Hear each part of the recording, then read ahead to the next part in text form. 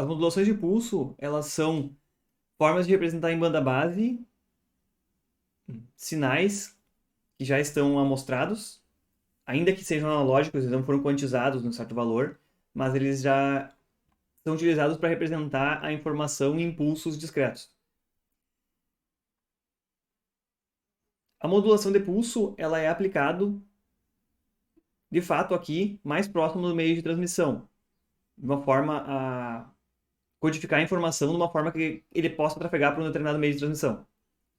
Então, em algum momento a gente comentou, a gente teve um esquema básico aqui de um sistema de transmissão, que era, o primeiro bloco é a codificação de fonte, que é transformar os dados originais lá num formato que eu quero representar os dados, poderia ser um conversor AD, um bom exemplo da codificação de fonte, pegar no microfone e converter numa interface digital, ou converter numa representação. A codificação de canal está relacionada com o que a gente falou sobre inserir informações adicionais, principalmente para detecção de erro, as redundâncias que a gente comentou lá, que no CD, por exemplo, permitem restaurar os dados mesmo que tenha parte deles esteja corrompido. Permite detectar e possivelmente corrigir erros. Nem sempre é obrigatória. E a codificação de linha muda então a representação dos dados que eram somente digitais, aqui, até esse ponto poderiam ser dados na memória de um computador, por exemplo, digitais, abstratos, sem ligação com nada físico, transformar em algo físico com uma representação em impulsos, em triângulos, em retângulos, em senoides, uma representação no meio de transmissão, que seja adequado àquele meio de transmissão.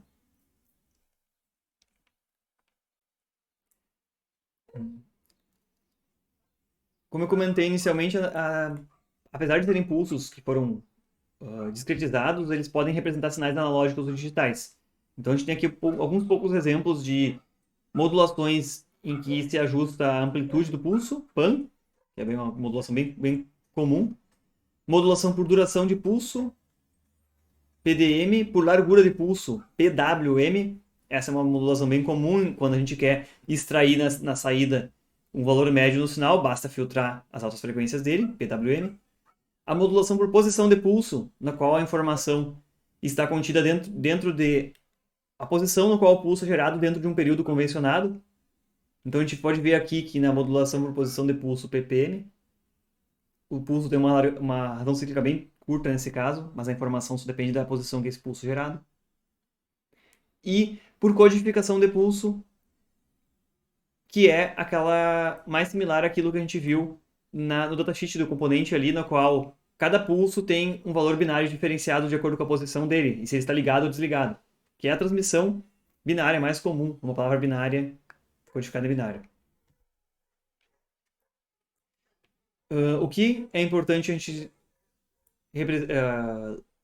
relacionar a cada um deles é que eles têm uma representação discreta no tempo, então cada pulso é independente, representa um valor, e para se recuperar o dado, a gente pode requerer fazer a amostragem também num determinado momento, mas também para gerar ele, o sinal tem que ter sido amostrado, para que uma informação gere um pulso com a característica daquela informação naquele momento, ou no momento logo subsequente. Portanto, o parâmetro que é determinado pela informação a ser transmitida é diverso aqui, de acordo com a nossa aplicação, e o sinal tem uma série de características que são desejadas de acordo com a aplicação dele.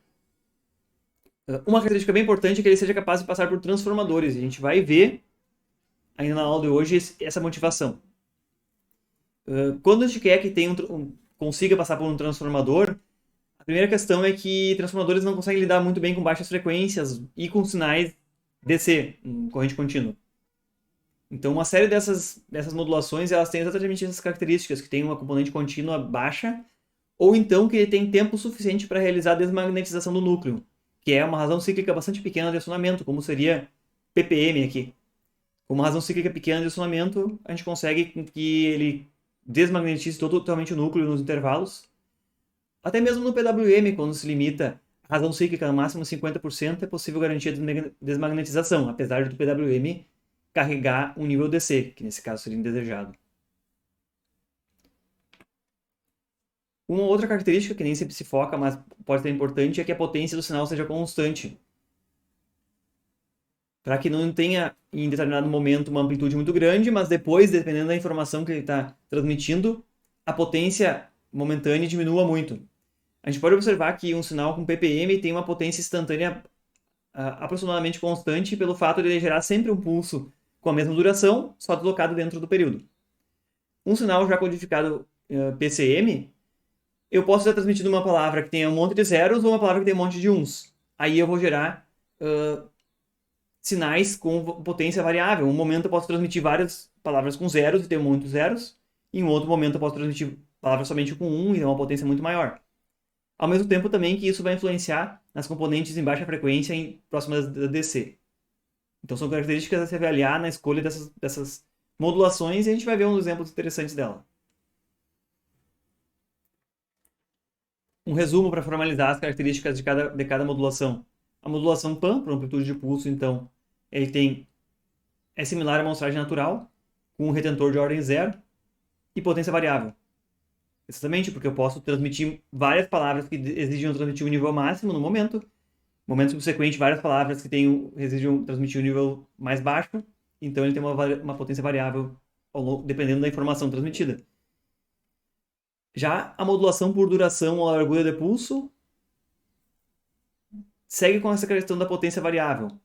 Mas agora os níveis são transmitidos somente dois.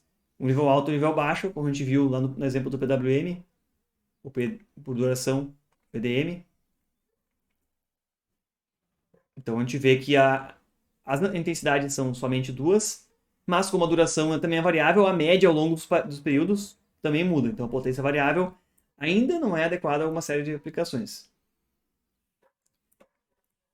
A modulação por posição de pulso tem essa característica aí de que ela tem uma mesma potência sinal, então implicitamente ela vai manter uma potência constante e baixas componentes em baixa frequência, isso é uma característica interessante. Mas é muito importante e é muito crítico que, ao recuperar a informação, eu tenho que manter uma base de referência muito correta para conseguir inferir. Tá, mas esse pulso veio no início, veio no final, veio no meio, em qual fração do período esse pulso veio para eu conseguir recuperar a informação. E manter a sincronia entre o transmissor e o receptor é algo bem crítico. Que vocês viram naquela atividade de segunda-feira lá, sobre o demodulador, que a gente variou 0,1% uma frequência do transmissor e do receptor, no sinal, e a gente perdeu completamente a informação, né? A gente não conseguia mais amostrá-la no momento correto. Apesar daquele ser um exemplo extremo, ruim, mas isso é uma realidade do mundo real. Sincronizar o transmissor e o receptor é algo bem difícil às vezes. Veremos em códigos de linha lá que tem códigos feitos para facilitar a sincronização. E a última modulação, que é essa por codificação de pulso, então, dependendo da posição do pulso, ele tem um peso binário diferente. Também exige que cada um dos pulsos, durante um período, ou durante um frame, ou quadro, descrito aqui, nesse exemplo, cada um dos pulsos tem um peso binário diferente. E eu tenho que conseguir também amostrar cada um deles no momento correto para garantir que eu vou recuperar cada um deles e, para recuperar o sinal, eu vou ponderar pelos pesos binários equivalentes. Eu exijo ter tantos slots dentro do meu frame de transmissão quanto o número de bits. É comum também ter alguma forma de sincronizar e indicar quando começou um quadro e quando começou o outro. Pode ser um sinal a mais aqui, como um FS.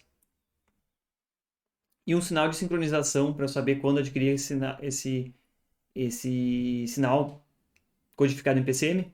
Muitas vezes essa informação de sincronização pode ser extraída do próprio sinal em PCM, desde que eu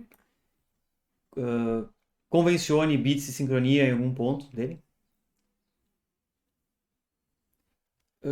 A duração do bit vai determinar a taxa de bits de transmissão, então, nesse caso o PCM, porque isso tem dois níveis. Nesse ponto aqui, a gente aborda aquilo que a gente viu no exemplo até agora do interface de áudio digital, em que ela é convencionada como o bit mais significante primeiro, MSB first, ou LSB first, o bit menos significante primeiro. Eu acho que os sistemas MSB first são mais comuns, que faz mais sentido eu transmitir primeiro o que tem um maior peso binário, mais valor. Depois eu transmitir algo que tem menos valor. Mas isso aí em sistemas digitais se troca toda hora. E interfaces, por exemplo, uma interface UART, eu posso inclusive configurar se eu quero que ela interprete os dados que recebe e transmita com a convenção MSB ou LSB. Importante é que a gente entenda isso aí. Que existe essa configuração. Então, essas codificações de pulso aqui, elas são representações já agora discretas da informação e que entram a mais aí no fato de a gente gerar pulsos que têm parâmetros variáveis, tanto razão cíclica quanto amplitude, ou por duração ou posição. E são mais do que a gente viu até agora os sinais de exemplo, que geralmente tinham a informação somente na sua amplitude, né? Agora a gente tem um sinal que pode variar os parâmetros.